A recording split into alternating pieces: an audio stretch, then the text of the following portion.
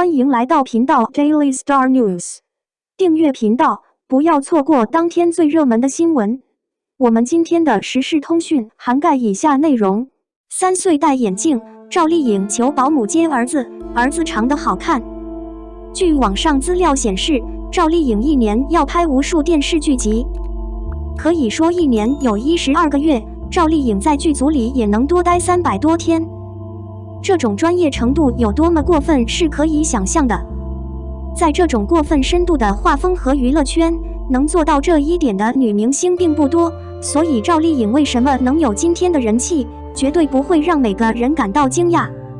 认出赵丽颖的朋友应该承认她的婚姻失败了，不过网友们对此并不惊讶，毕竟二人的性格和自己的圈子里都是有变数的。他们结婚后，因为绘画的原因，他们经常在一起的频率要低得多，而且他或她的约会消失和分手的情况也很正常。两人的离婚在娱乐圈内看来是史无前例的可敬，从他们的离婚来看，两人的关系还是不错的，会轮流照顾儿子。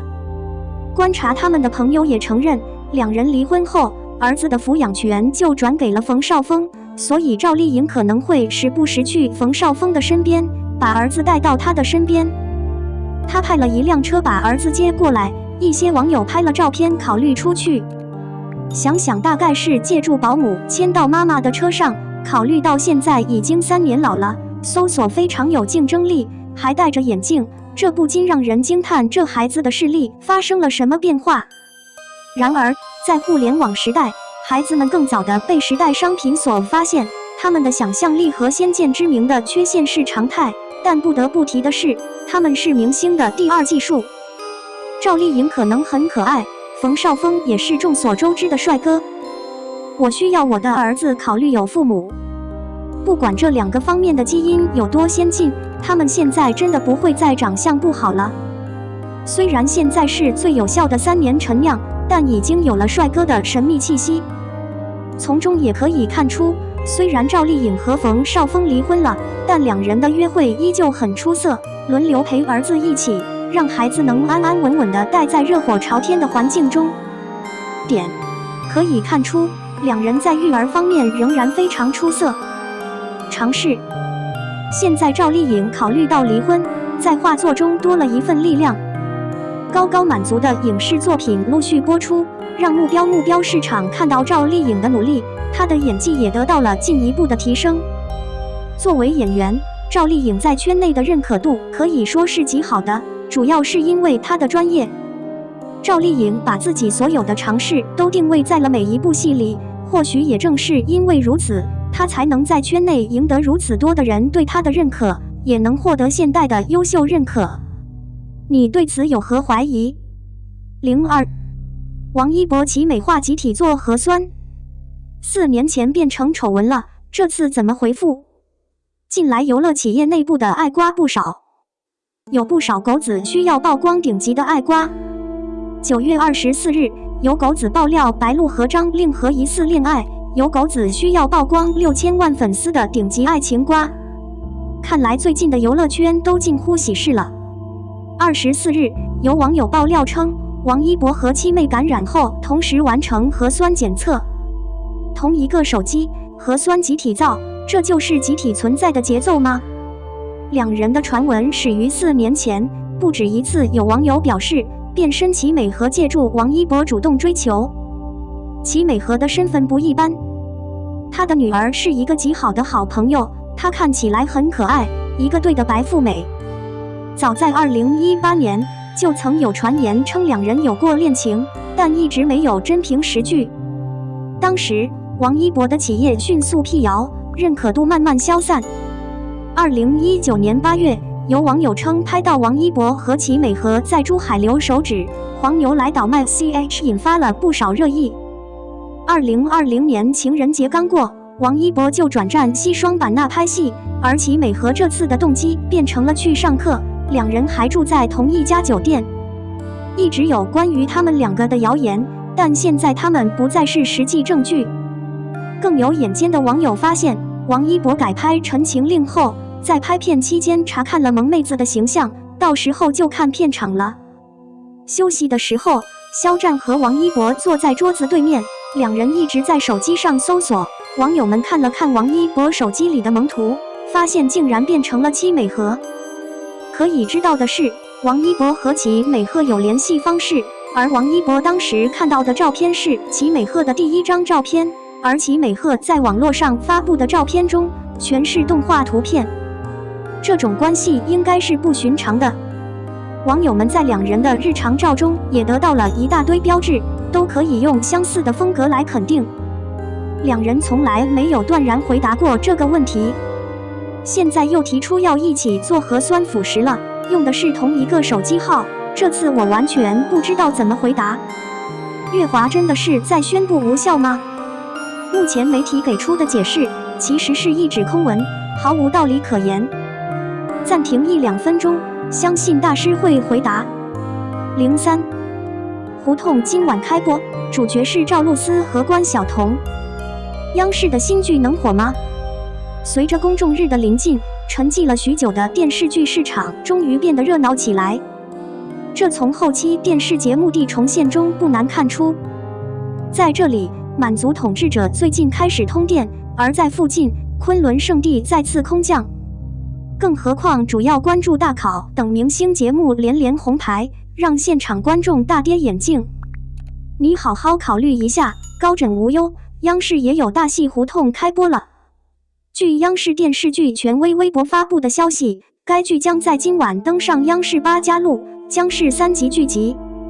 同时，胡同也将在腾讯视频和芒果 TV 全程播出，记得收看哦。试着从现在开始传送点挑战，主要关注和大考验这2个重要的创作，可以看出胡同这个节目有很大的基础。可以肯定的是，该剧是国家广电总局的重点创业剧，是中央电视台、中国电视剧创作中心等单位共同打造的以地方局局长为根本线，刻画基层框架的首部电视剧。胡同以老北京胡同里的一群普通人为中心，它分为3个时间段，并选择了3个代表时期：50年、80年和第21个100年的今天。该剧时间跨度为70年，主要讲述了3个年龄段的女士们始终坚持以服务个人为第一目标的故事，从创建、改进和提升地方董事会。从故事的呈现中不难看出，这是一部以女性观点为基本题材的集会代表性节目，同样也是一档以女性观点为主要题材的电视剧。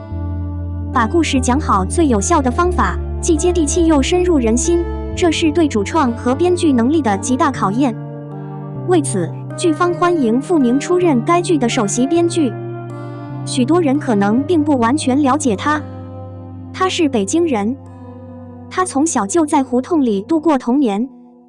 他的高分代表作《家喻户晓》和《歌少》也都是关于胡同里的个人的。他非常熟悉制作这些主题。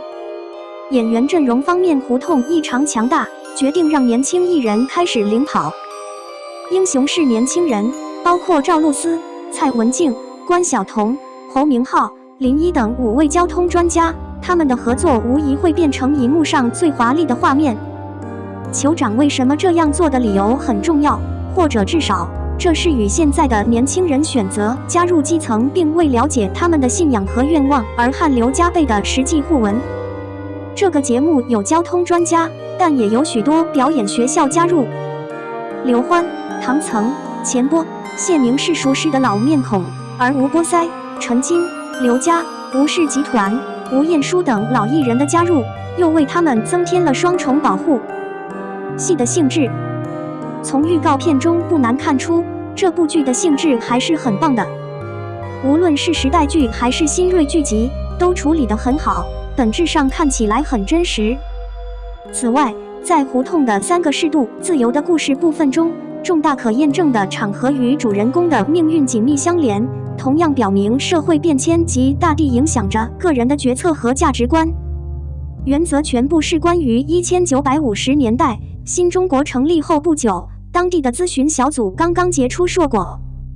本节主要讨论了承担原居委会顾问团组长责任的党政工作由说者田枣赵露思氏，并与他年轻时的宠儿铁丹侯明昊氏保持着密切的联系，以及在为广大群众服务的同时获得了快乐和发展。随后的部分，1980年代，当地顾问团团长的大棒交给了小民蔡文敬士，他带动胡同的年轻人开始自己的组织，传递着承诺的灵魂，有效解决了自主就业问题。林卫东刘欢是在小民的沾染下，重拾自信，兴奋异常，成为夜市活动的开拓者。第3部分的叙述发生在2019年，地方小组负责人的交接来到了林月关小同事。在新时代的奠基下，林月将地方高管带到了另一个层次。工作中，他认识了年轻有为的草根专家欧阳辉、林义士，两人提供了相似的标准和信念，他们一起为他们长大的城市尽了最大的努力。田枣、小敏、林月3位女性居委会主任的交接，与北京70年的大都市变迁相联系，更折射出新中国翻天覆地的变化。他们的事迹深深打动了每一个人，展现了千千万万基层劳动者不忘初